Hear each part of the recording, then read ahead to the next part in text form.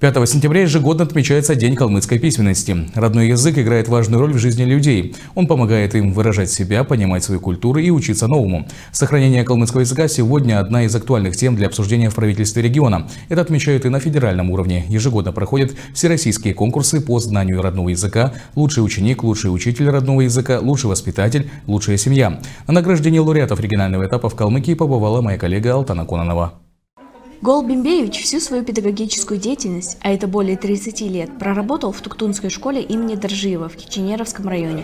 Он – большой знаток калмыцкого языка и литературы, традиций и обычаев. Его ученики неоднократно побеждали на олимпиадах, фестивалях и конкурсах этнокультурной направленности.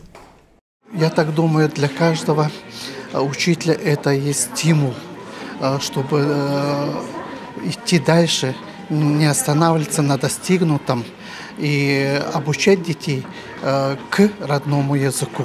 Для развития калмыцкого языка и творческий подход каждого ученика, пробуждение им национального патриотизма, это, можно сказать, один из этапов для каждого учителя и для всех нашей республики.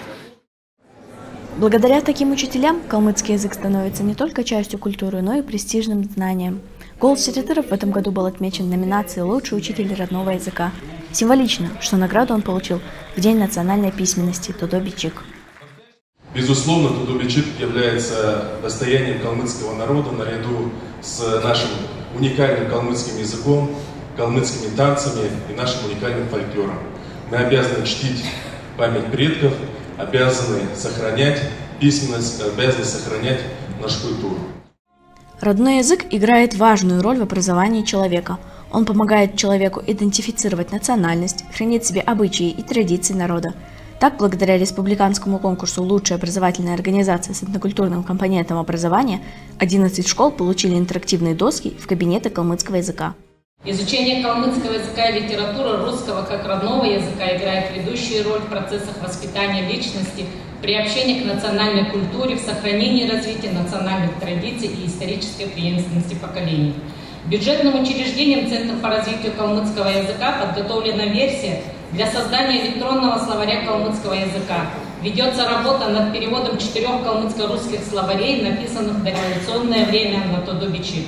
Принимаемые меры, в том числе денежные выплаты молодым учителям калмыцкого языка и литературы, а также проводимые с обучающимися мероприятия вовлечения в деятельность данного направления по сохранению и развитию родных языков родительской общественности, дают положительный результат.